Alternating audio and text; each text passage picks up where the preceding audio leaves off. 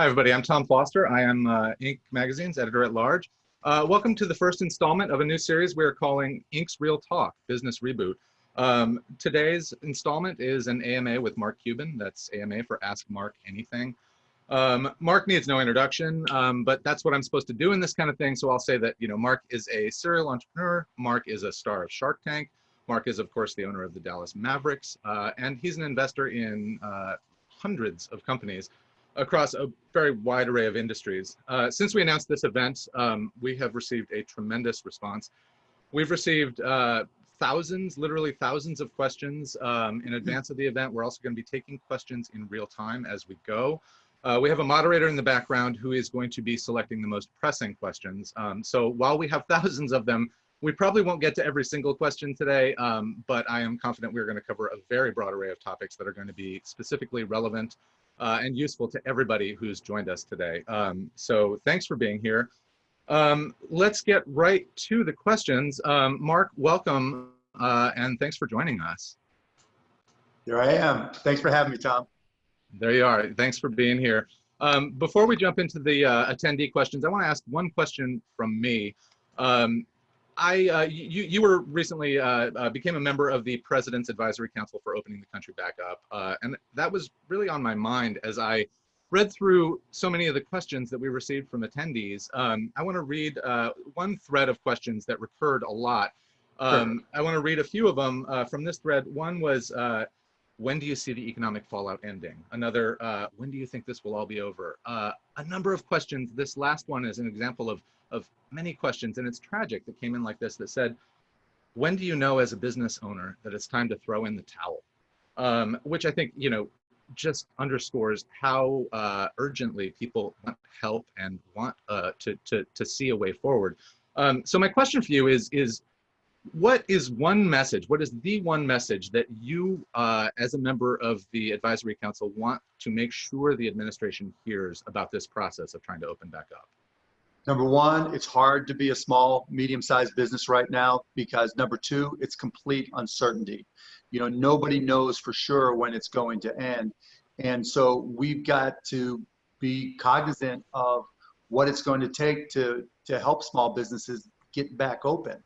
But number three, and most importantly, while we're going through a reset effectively right now, businesses are closing down, people can't leave their homes, it's hard for them even to spend the stimulus money or the money they have. But we'll get to the other side of this. Once we start to open back up, it won't be business as usual. It won't be, the way it was. It'll be America 2.0. And that's the greatest opportunity ever for entrepreneurs. If you're agile, if you're resilient, if you can fight your way through all this disastrous hell, which is the only way to describe it, then you're going to see what it's like as we start to go in new directions, and that'll create new opportunities. I can't tell you exactly what they're going to be, but within your own industry, within your own customer base, you'll be able to see where the opportunities are. And those companies who adapt are going to do really, really well, and those companies who are set in their ways are going to struggle. Great. Well, so let me ask you, obviously we got a lot of questions, as I just alluded to, about when people can expect things to open back up. Let me ask you one question. This came in from Andrea Pointer, who is the owner of a manufacturing company. Andrea asks, do you believe the economy has a chance of rebounding this year? No, unfortunately. I think it's not going to be V-shaped. It's going to be more U-shaped with some ups and downs, just because people are going to adapt. If you have a manufacturing company, you're going to have to figure out what your customer base wants and needs, and whether or not what you've been manufacturing is still going to work. You have to figure out, how your companies are going, how your employees are going to adjust to coming back to work. So there's going to be things that you need to put into place to make them feel safe, to make your customers feel safe in doing business with you, depending on what the product is, obviously. So there's going to be a lot of adjustments. People are going to introduce technology in places they hadn't before. People are where there were touch points before, maybe there'll be ambient voice, Google Home, Alexa type things going on. There'll be a lot of changes. And so whether you're a manufacturer, a restaurant, a clothing store, whatever it is, you're going to have to adapt. And I don't think it's just going to be business as usual And if your business was great on January 15th, it's going to be great 15 days after we open up. You're going to have to be agile, and you're going to have to adjust. I want to get into a whole bunch of specifics about some of the things you brought up there, and we have so many questions getting into those things. Let me ask you a few very specific questions from attendees about their businesses, and I think that their experiences and their worries are probably transferable to many others. This one actually is a little bit about you. Before we get into that, Patty Stobaugh asks, were you prepared in your business or businesses for this disaster financially? And if so, was that intentional? No, I wasn't prepared. I had no idea. If I was, the NBA wouldn't be shut down and suspended right now. I wouldn't have a lot of different businesses that are struggling. Now, I've been fortunate. There are some businesses that's, some of my Shark Tank companies that sold food into grocery stores, or food for delivery to home have done well, but a lot of them are struggling and going through a lot of hard decisions. And I'm trying to encourage them, as I said earlier, just to be agile. The marching orders that I've given the companies I've involved in are, number one, communicate. Communicate with your employees, communicate with your customers, communicate with any and all stakeholders. And number two, be honest, because you can't bluff anybody. Everybody knows it's a mess right now.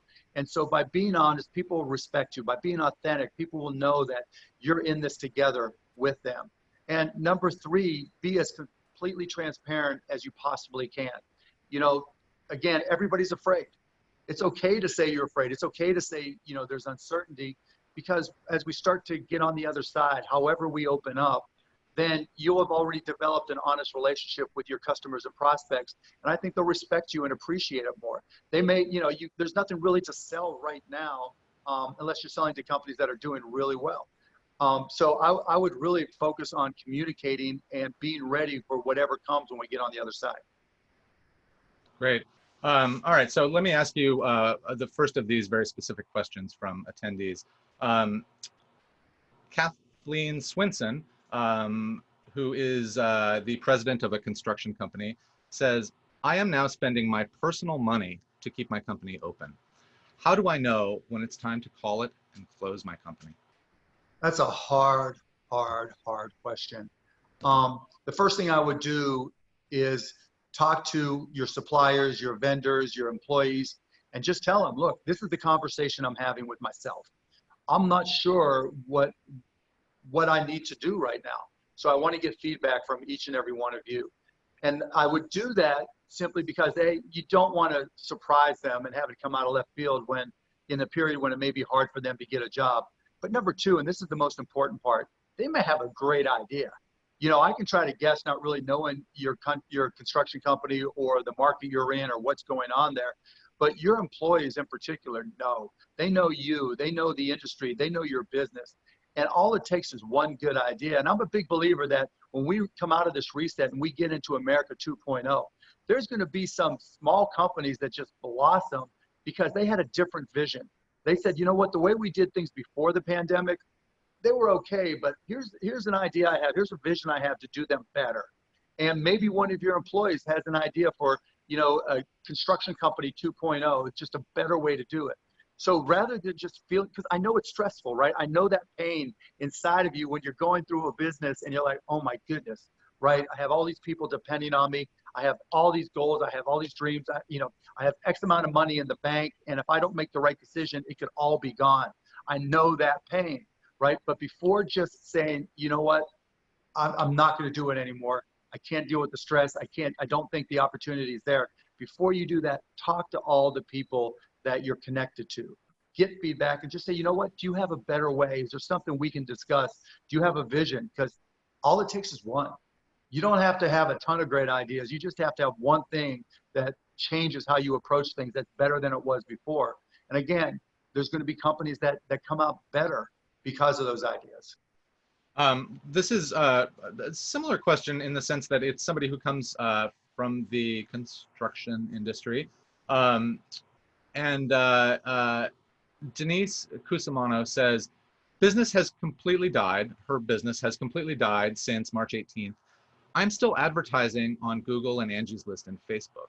am I wasting my money? I think there's a very interesting question there, right? Yeah. Business is in a trough, but Right. should you still be putting your name out there? Should we be marketing? So the first question is, can you sell anything right now, right? And so if you can, yes, because one of the interesting things is that advertising has dried up so dramatically that the cost of for pay-per-click, the cost for customer acquisition has basically fallen. So if you are selling things right now, it's a great time to advertise. One of my companies, Dude Wipes, is a Shark Tank company. And because of the shortage in toilet paper, people, particularly guys, are looking for alternatives.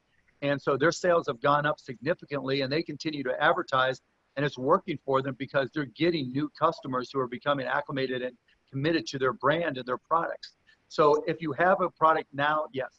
If you have a longer term sale product, right, where it's a service or it just takes you longer to close the deal, and you see in your industry that maybe some of your competitors aren't as strong and have fallen back or reduced their advertising, and using online, you can reach more people, then yes, advertise. Build that base now, because those companies that are advertising now are going to look stronger. Oh, wow, there's an ad from ABC company. You know, things must be going okay for them. What's going on with them? And then when you're calling to communicate with those prospects and customers, you know, they're going to say, I saw you. And then another component of that, there's advertising, and then there's marketing. There's upgrading your website. There's upgrading your social media presence. There's doing new content. You know, every small business over the course of time, you get all caught up and you're super busy. You barely have enough time to sleep, and you think to yourself, boy, if I only had 10 minutes, I would redo this. I would change that. I would restructure my supply chain. I would create these videos. Well, now's your time. And so, you know, the balance is going to be, do you advertise now or invest that in marketing materials or invest that in content? All these things you'll just have to balance out and see where you'll get your greatest return. Yep, yep. Here's another very specific question, and I bet something that a lot of people are thinking about. This is an owner of a food and beverage company, a restaurant. Says, the last 5-year option to renew my lease is due soon. Am I crazy to ask for a reduction of 25% for the next 2 years of the 5-year term remaining? Yes, you're crazy. You should ask for more. Yeah, seriously. I mean, depends on, you know, where you're at, what's happening around you. Look at the businesses that are to both sides of you. Do you think they'll be back? What's the challenges that they'll have? You know, are you going to have to make changes to your business? You know, one of the things that's going to be the biggest challenge, you know, for a restaurant in particular, how are you going to deal with not just social distancing, but your restrooms? Are you going to have to redo your restrooms? You know, are there new things? Are you going to have to deal with changes in your HVAC or air conditioning and improve the filtering? Are you going to, you know, someone comes in wearing a mask, and, you know, you're not quite sure about them, and then they sneeze and leave the mask on one of the tables. You know, just nasty stuff like that. Do you need hazmat materials? You know, how are you going to dispose of that? There's a lot of things that in order to get open, you need to consider. Or maybe your to-go business is just killing it. I've talked to some restaurants where they're not killing it, right, but they're doing so much more to-go business that's more profitable for them. They're thinking about expanding that and reducing the amount of space they have for in-restaurant. And so you have to make that decision based off of your experiences. Because the one thing I'm fairly certain of is that for any retail-facing or retail-touching company or establishment, your costs are going to go up, even though your demand is probably going to go down. You know, again, I use this example now all the time. If you have a shop that sells clothing, in the past, someone comes in, tries it on, feels the materials. That's no big deal, right? You put it back on the shelf, or you put it back on a hanger, and everybody's happy. Now, if somebody tries on a T-shirt and they decide not to buy it, what do you do? Or do you not let them try on the T-shirt? Or do you have it wrapped? Or do you sanitize? There's so many things that go into the decision of opening back up and going forward. You know, again, like as I mentioned earlier, once we get through this reset, every entrepreneur, every company owner is going to have to be agile and ask themselves, okay, in this new America 2.0, how would I redesign my business? What would I change? And how can I change it to make it more profitable, even if it's something that's new to me and new to my customers? Yep, yep. Let me ask you another one. This is from Brent Zur, who is the CEO of an engineering company. Brent says, we are owed past due invoices. It would help, I would help them and extend payment if possible, but how do we ask for payment and not look insensitive? You just do what you just did. You know, I had one of my companies email me yesterday, and they were all freaked out because they had been changing some of their accounting systems and going to some processing programs, and that didn't work well with all the change that happened, and they were overdoing a $50,000 invoice, and that company was just banging on them, demanding and screaming and yelling, because obviously that company was desperate as well. That wasn't the right way to handle it. That didn't leave a good taste in people's mouths. I would just do what you just did. I would email them and say, hey, I understand times are rough. This invoice is overdue, and we understand that. How can we work together to allow you to pay this in a way that works for you? And just see what they say. And realize that for every invoice that you're owed, there's somebody on the other side of that invoice freaking out because they know they owe it. It's not like they forgot about it, didn't realize it was there. They know it. They don't, and then part two to that is, understand, you always need to understand your customers' businesses, right? As a service company, as an engineering service company, they hired you to accomplish some goal, some mission, right? And you understand what that is, and you see how that company's business is faring right now. And you also have an idea somewhere along the line of what you think they'll be able to do in the future as things change. And so knowing that, again, talk to them, Zoom them, call them, email them, whatever it may be, with that understanding of what position they're in, and just say, how can we work together?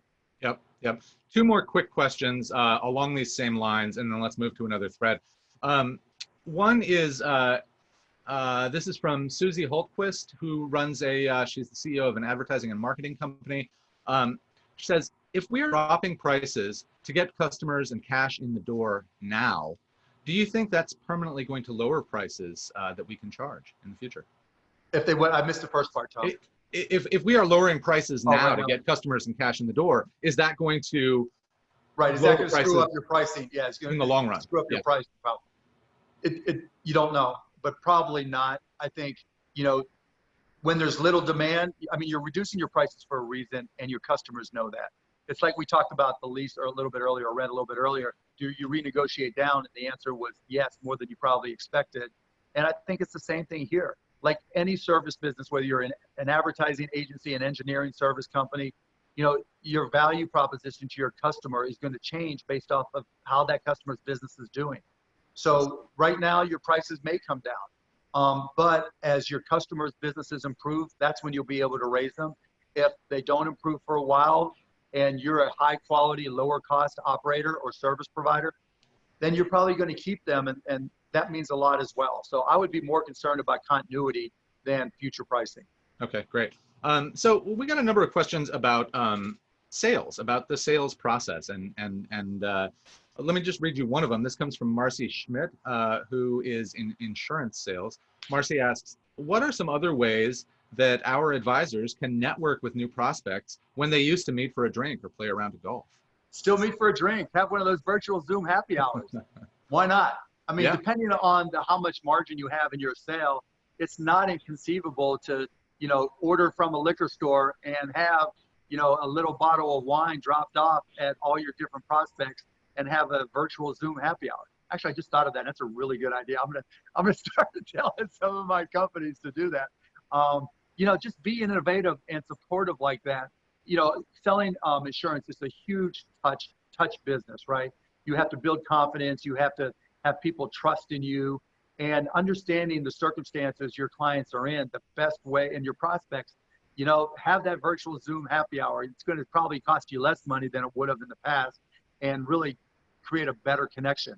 The other thing is, for most companies, unless you've got something that people need right now, you're selling dude wipes, right? You're selling Alyssa's cookies, things that people eat and are buying at the grocery stores, and the grocers are asking for more and more, right? Those are kind of the exception, not the rule. But for everything else, where everything's slowed down and your customer's not really set to buy yet, don't sell. Just be a friend. Just communicate. Again, everybody is freaked out about this. Me, my family, you, your family, because no one knows really anything. We have imperfect information. And when you're like that, when you're in circumstances like that, even in a business relationship, just saying hi, just being nice, just goes so far, because those are the people we'll remember when it comes time to start doing business again. So send them an email. Hey, how you doing? How's the fam?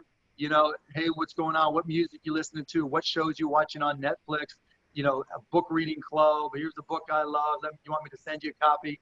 You know, here's the show I'm watching. We're having this little, like, I'm Zooming with my high school buddies. I'm Zooming with, you know, college buddies, all these different groups, like what we're doing right now. And I like it. And, you know, it's easier than in the past. And so trying to use those types of opportunities to connect with single customers, multiple customers, whatever, that's a good thing. And then one last thing is where you have somebody available to you that has expertise that you think may be of value in going forward. Whether it's insurance, here's what's happening in an insurance low interest rate environment. Here's what's happening in healthcare. If you sell, Medicare Advantage programs, here's what's changed, and you're looking at new Medicare Advantage programs because this happened or that happened.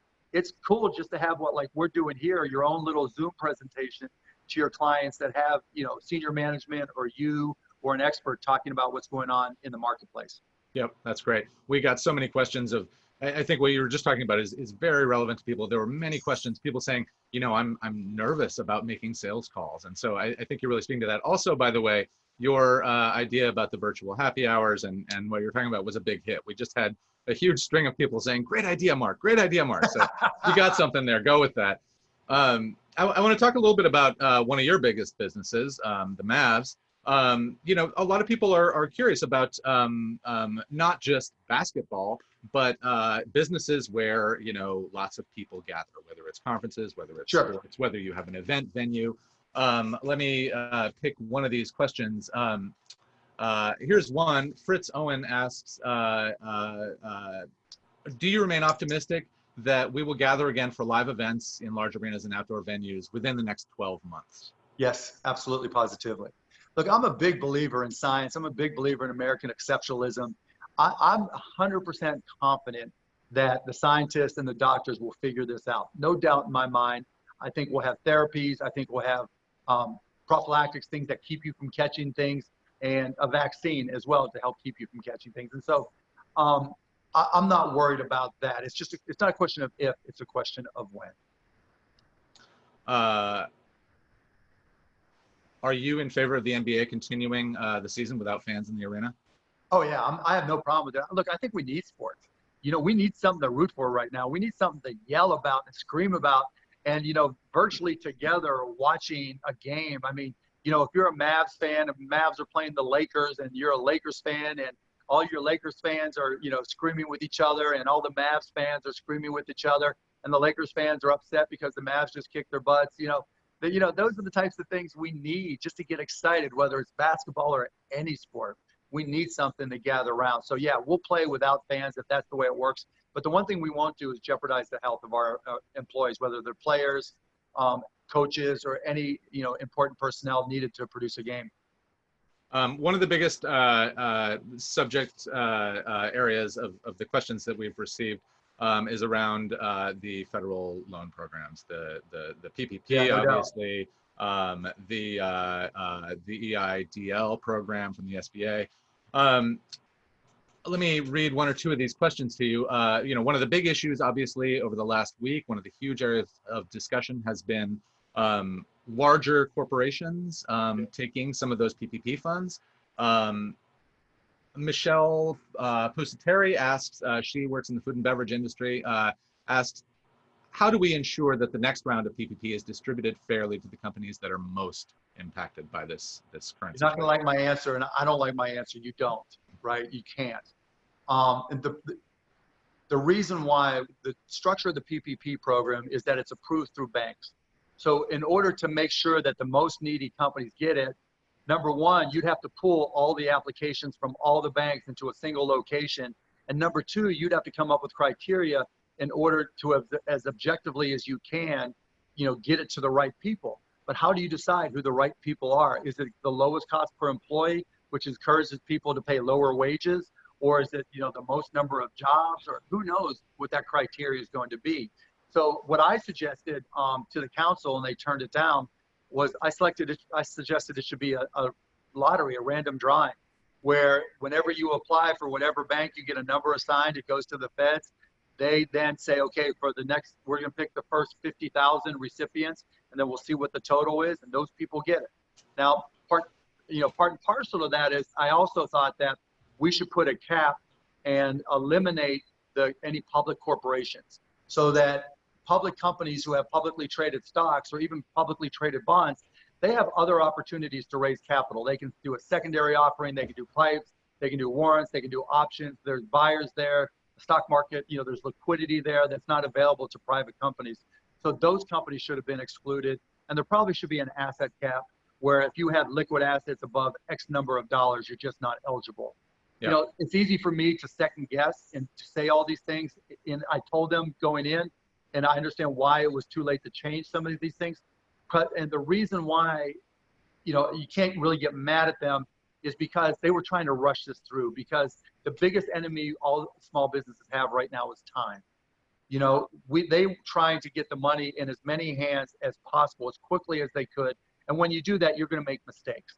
And so as frustrating and heartbreaking in a lot of respects as it is, it's understandable as well, because when you try to rush, when it's ready, fire, aim, instead of ready, aim, fire, things go wrong. So here's a sort of a subsidiary question to that. This comes from John Petz, who works in the entertainment industry. John asks, what are your strategies or tips to form a solid relationship with your business banker? Obviously relevant to this discussion. Yeah. This was counterintuitive to me, and I wouldn't do it for the longest time when I had my first couple companies, because I hate debt. But you got to borrow money. That's it in a nutshell. Donald Trump said it best. When he was going broke, the first couple times, it was like the more money he owed, the better shape he was, because the banks had to deal with him. And I think that's what paid off here. And so even if you don't need the money, once we start to get back to some level of normalcy, it's not a bad idea to go and borrow a little bit of money just to develop that relationship, so they have all your credit terms and you demonstrate that you're able to pay it back. It's just like getting a good credit score. I mean, I remember the days when my credit cards were getting cut up. And so it took me a long time to reset my credit score. And I had to use my credit cards and work on paying them back. And this is the same situation. Yeah.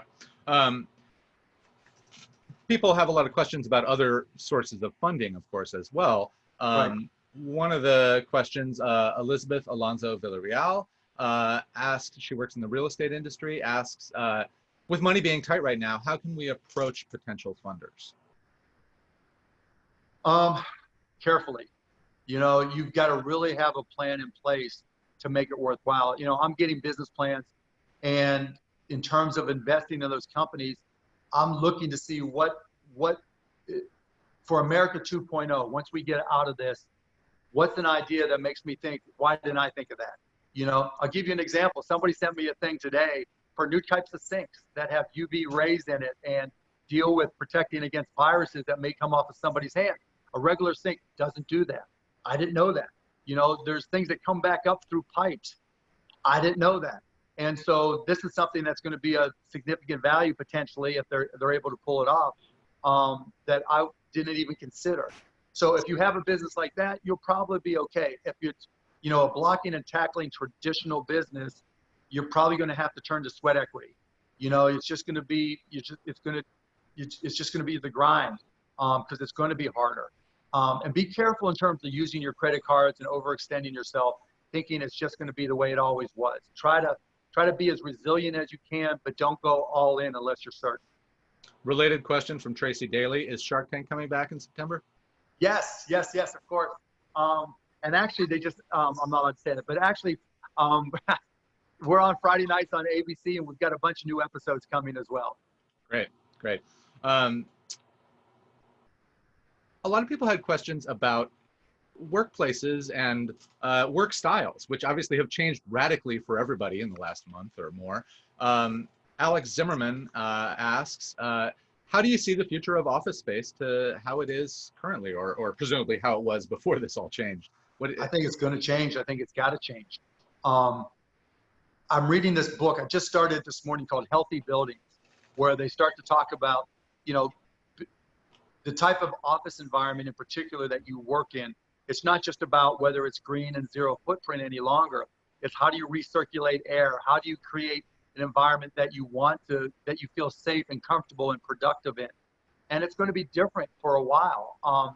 And so all of us have had experience now, obviously, with what we're doing here when using conferences like this, and it works, you know? And so as a business owner, as a CEO, as a manager, just ask yourself, are you going to incorporate this more? Is there a way that you become more cost effective, more productive using video conferencing? And if the answer is yes, you know the answer then to what other people are going to do. You know, I don't think big businesses that are in big office buildings, if they cut 30, 40% from working at those office buildings, it wouldn't surprise me at all. And as somebody who already works from home, you know, the benefit of being there when my kids get home, and if you have young kids, you know, the benefit of being there when childcare sometimes is hard is a huge plus. And you've also learned, you know, you don't, 8 days in an office, I'm sorry, 8 hours in an office is probably as productive in most cases as 3 hours at home because of all the random stuff that you do. And so I think that there's going to be a lot of changes in how we work. I think there's going to be a lot of changes on how real estate is configured, how offices are configured.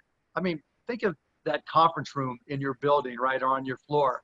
The first time, if you have to go back to business as usual, the first time you have that big meeting in that conference room, nobody wants to be the first one and nobody wants to be the last one in there. And so there's going to be all kinds of changes. And, you know, again, talk to your employees. What do they like? What works for them? And you may find that you can save a lot of money having them work at home and they like it more. And if they don't, then you'll adjust accordingly. Yeah. A lot of people are interested in how you, Marc Cuban, are managing, you know, your work and life in this moment.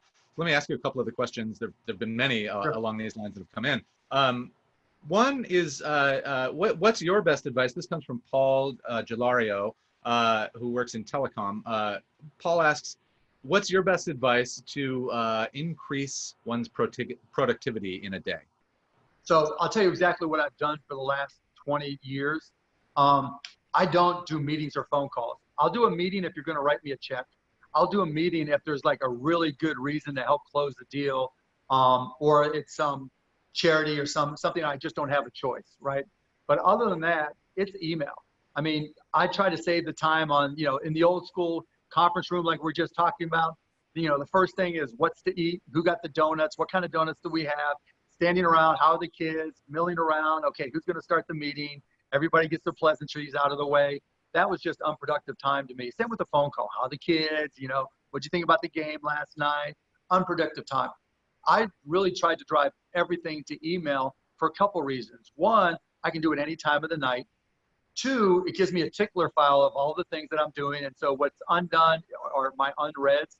And I try to keep those to under 30 unreads at any given point in time.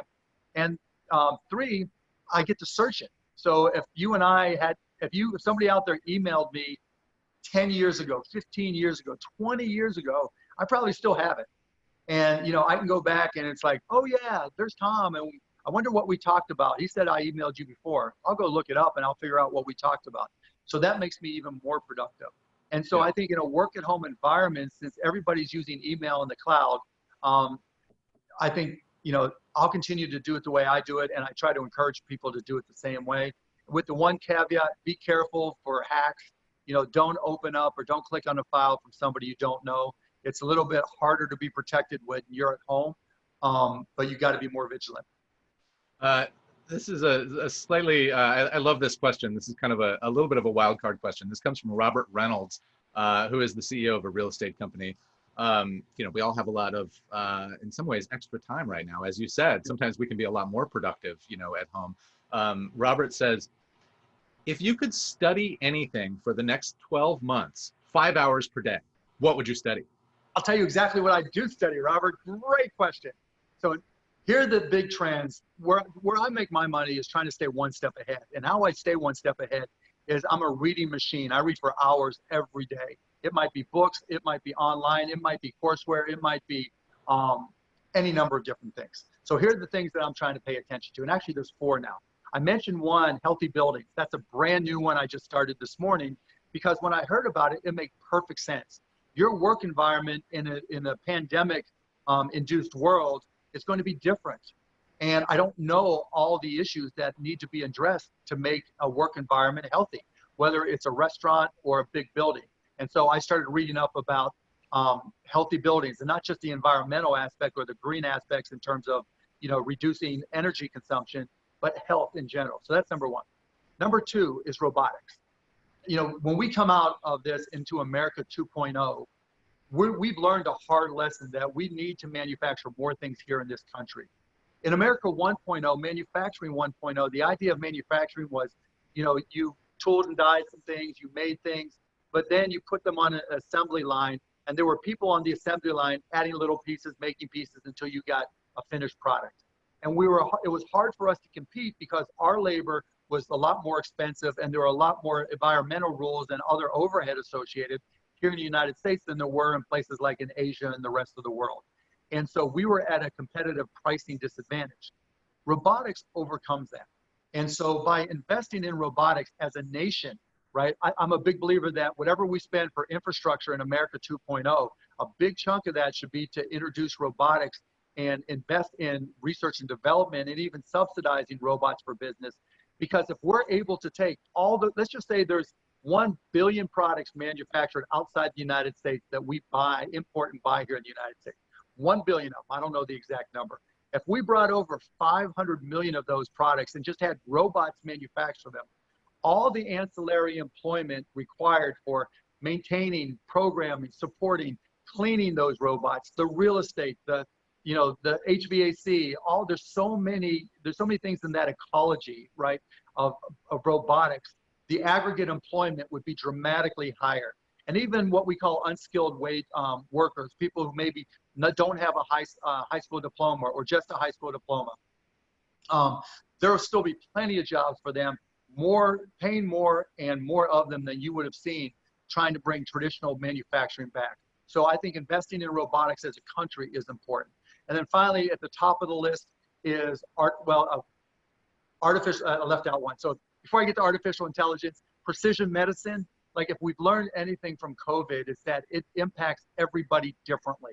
And one of the reasons is our bodies are basically this one big math equation, and the variables and for each of us are different.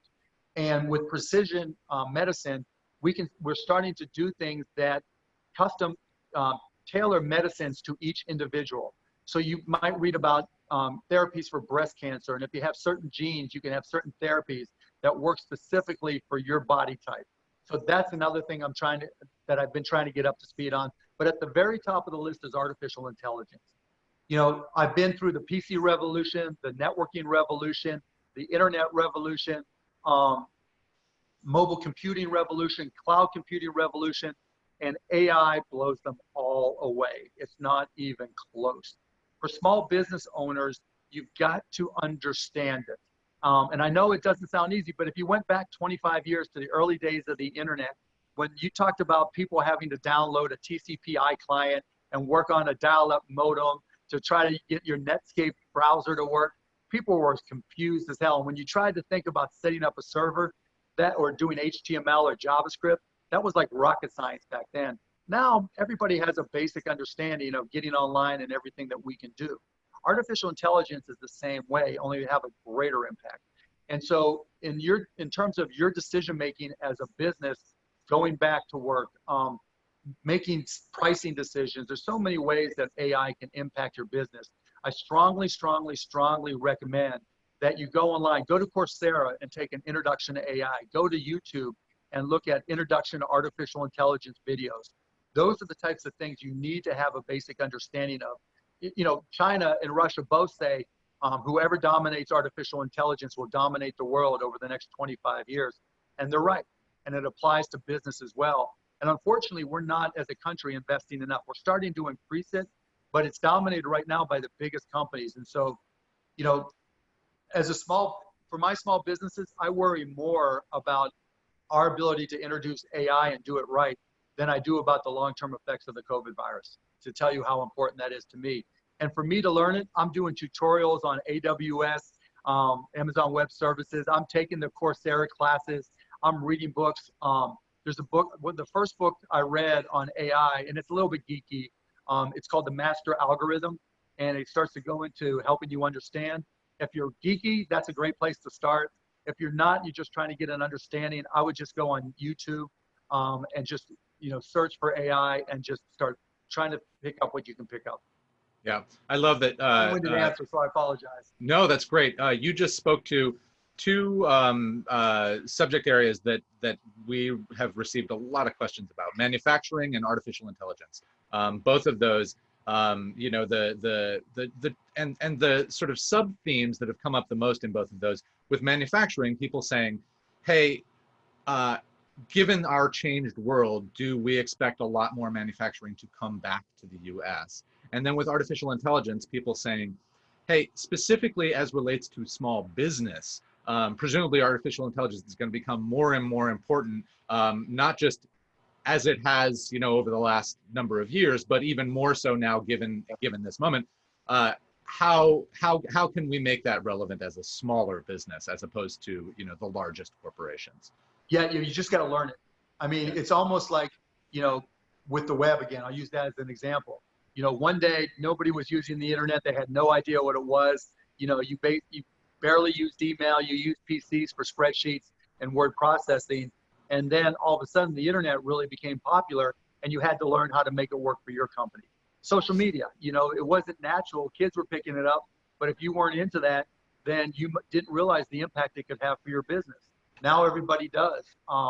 AI is going to be the same way. You just got to dig into it and learn what you can and realize that it's going to take some time to learn, but once you get there, it'll give you a competitive advantage.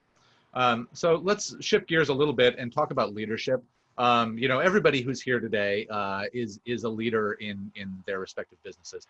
And people have very serious questions while they're looking at these really difficult financial trade-offs they have to be making right now. The enormous trade-off that comes with those hard decisions is the human impact of it. And we've received so many questions of people saying, for instance, Larry Tumblin, who works in education at Ohio University, says, "How do we inspire frontline employees to excellence while we make cuts?" That variations of that question come up over and over and over again. Yeah, it's hard. There's nothing worse. I mean, it's the most painful thing to do, and you just have to be transparent and honest. If you are, then it's still going to be a challenge. But if you then can convey your vision for how you're going to get out of this and the steps necessary to get there, the people that are still employed by you, they're going to want you to succeed. They want their jobs, right? And I'd say that's part one, being honest and showing your vision. But again, I go back to what I said earlier. Incorporating your employees in everything is first and foremost, because your best ideas, look, traditionally you start, for any entrepreneur, you start a company, it's your baby, right? You have this vision, you run it the way you want to run it, you take it the directions you want to take it. But this is nothing we've seen before. And so this is an all hands on deck. Get ideas from wherever you can. That's number one. Number two is I've always given equity to my employees in any company that I've ever started. And when I've sold it, they've done really, really well. And, when we were getting close to selling, they got really, really excited. And for all the multiples of the, 4 or 5 companies I've built and sold, it's turned out very well. And it's been very inspiring for those people. So one of the things that you can do is give your. Mark, you just went muted. Did I lose you or am I back? You're back now. You muted for a second. Yeah. So again, if I missed it, so part 2, 1 is be honest, transparent. 2, set your vision very clearly and communicate that to your employees. And number 3, give them equity. Just tell them, look, we're in a tough position right now, but I want you to be an owner just like me, and I want us all to be in this together. So I'm going to give you equity. I'm not giving you 75% of the company, but maybe what I've done in the past is I've taken 10 or 20 or 25% of the company and given equity, and based off of their salary and their term of employment, how long have they been there? The exact formula I did was I took the number of months that you've been here times your salary, divided by the total across all employees. So if you make 1,000 and you've been here 10 days or 10 months, that's 10,000 points. Add up all the points and whatever your percentage is, that's the percentage of the equity that I'm giving out that you get. And that's what's worked for me. And then every year you've got to make sure you still have some left. Obviously, you can't give it all away at once, but you also let them vest rather than immediately. You let them vest over 1, 2, 3, or 4 years, depending on your company. And that gives them motivation to stay engaged and really excited about the business. Yep. Yep. What do you foresee? This is, sorry, from Joe Gardner, who works in travel and hospitality. Do you foresee a permanent decline in business travel and meetings, or a temporary decline until the vaccine is available? I think it'll be temporary, but not as, we won't get to the same levels we were.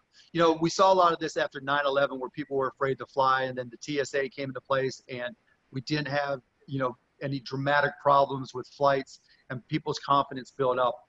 I think people will still want to go to events and people will still want to travel for business, but they'll be, they won't do it as often. It'll be for bigger events, right? It'll be for more special occasions, as opposed to, oh yeah, I'm just going to go fly and see this customer and spend $6,000 in travel, entertainment, and hotel. I think we'll do more of those via video conference. But if there's going to be a big gathering where you have a bunch of experts or you have a bunch of your customers and everybody's sick and tired of Zooming everything, then those events will be bigger and more special, but we'll go to fewer but more big events. Yeah.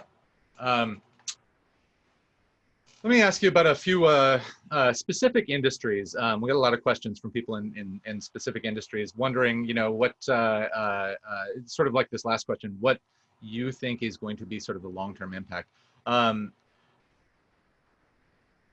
Do you foresee the construction industry for home building to come back and increase quickly?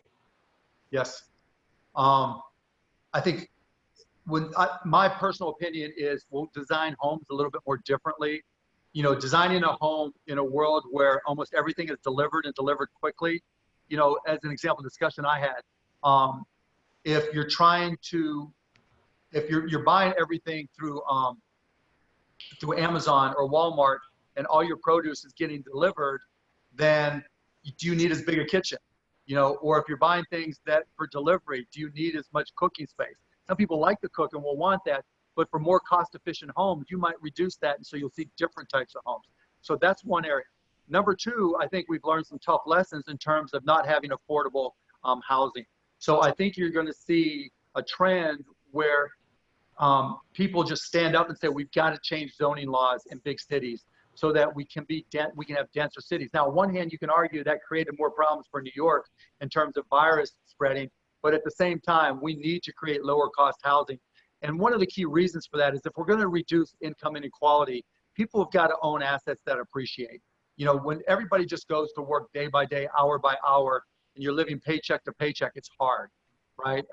And so in order to overcome that, I think we're going to need lower cost housing in urban areas, so it's cheaper to go to work, and that'll give people appreciable assets. So that's a roundabout way of saying, yes, I think construction has an opportunity, but we won't be building houses the same as we did before. And those construction and engineering and architectural firms that come up with new innovative designs that match America 2.0, those are the ones that will excel and do really well. Paul Meyer in retail asks, how can retail stores immediately pivot into vastly increased internet sales? Vastly increased what type of sales? Internet. Talk to your customers, figure it out. You know, you're going to have to change your delivery and return. Like I mentioned earlier, that walking into a retail store trying something on is just not going to work anymore. You know, you're going to say, okay, you can't try it on, but you can take it with you. Give me your credit card, and then you can return it later. And you can emulate that in an online environment. I mean, look, you know, I started in the tech industry, and back when I started, you always had to envision yourself competing with Microsoft and even IBM to a certain extent. And then if you got into online, you know, you're selling advertising, you have to compete with Google and Facebook. But now if you're selling anything, you're competing with Amazon. That's just the reality. And you're competing with Walmart. That's just the reality. And you're competing with Target. That's just the reality. So whatever you do online, you're going to have to make sure that you do something for your customers that's different than what they do.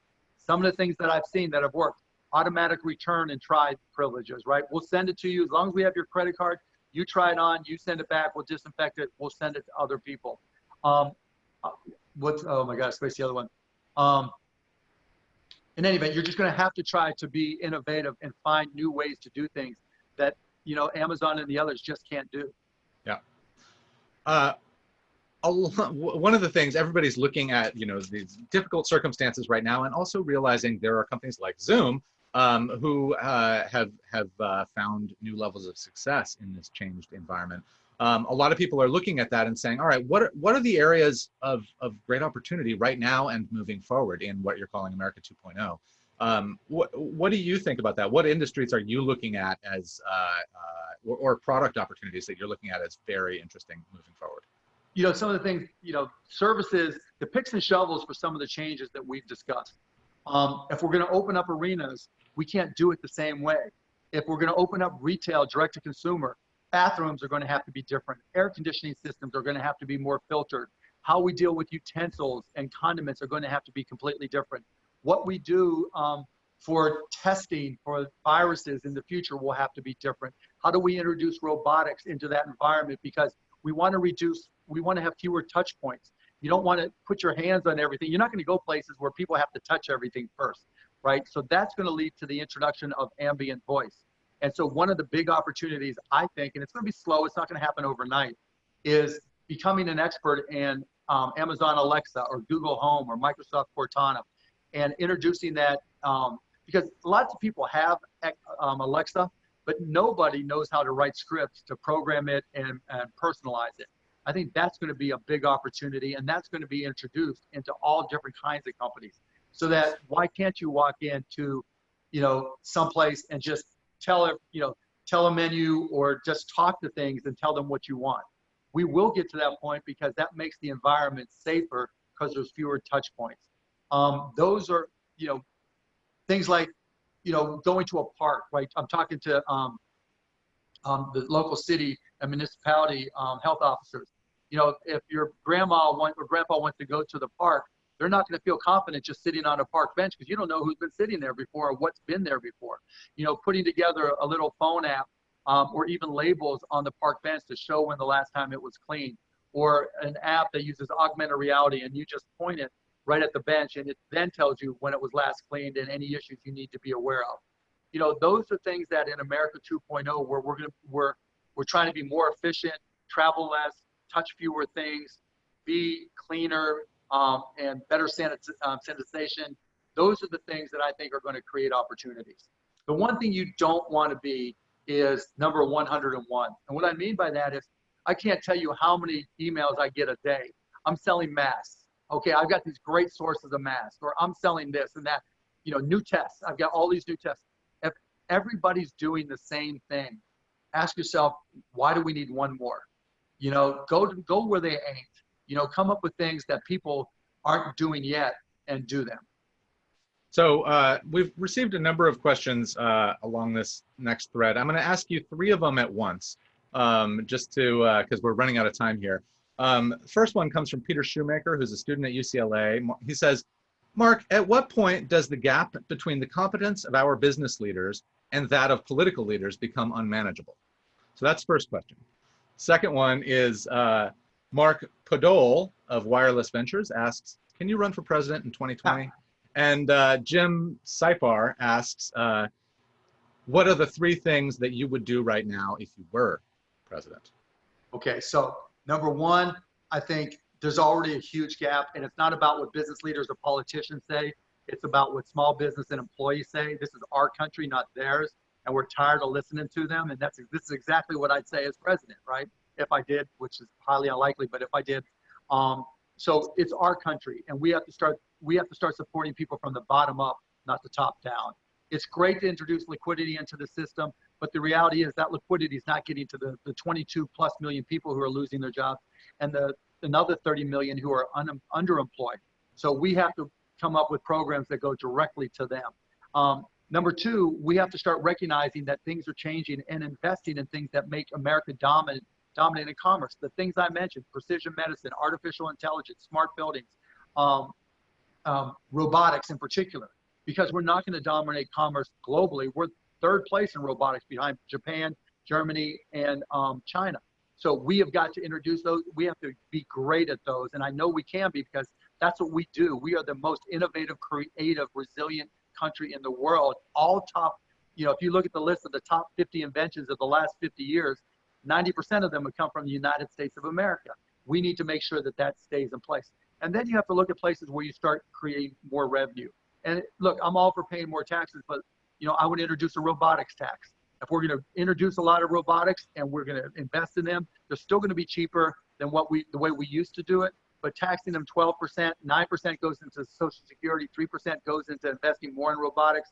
There's just so many things that you could do, but you've got to understand that we're in a technological world, and more so now.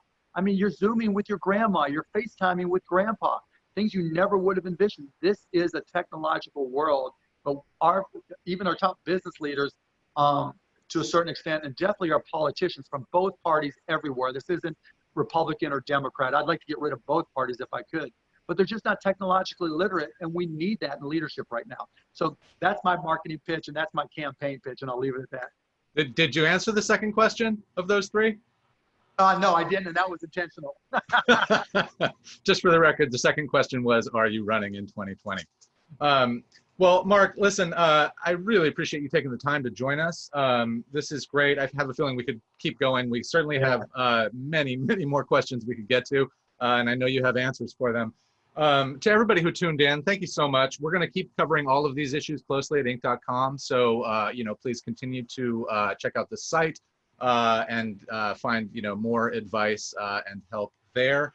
And also, you know, we're going to keep having additional events in our Inc Real Talk series. The next one a week from today, same time, with Paul Mitchell and Patron founder John Paul DeJoria. Who I like. And great guy. He is a great guy, yeah, and a fellow Texan. And fellow Shark Tank guest too. He was a guest on Shark Tank. Yeah, there you go. And also check out our weekly Inc National Small Business Town Hall webinars that we're doing in partnership with the U.S. Chamber of Commerce. Those are designed specifically to help business owners navigate all the federal loan programs at this moment. Mark, thank you again for joining us. Really appreciate it. And if anybody has any follow-ups, I can't answer them all, but on Twitter and on Twitter, I'm M Cuban, and on LinkedIn, just put in Marc Cuban and search for me. Follow me there. I try to answer questions there as well. All right, great. Thank you again. Thanks everybody for coming. It was awesome. Awesome. Thanks.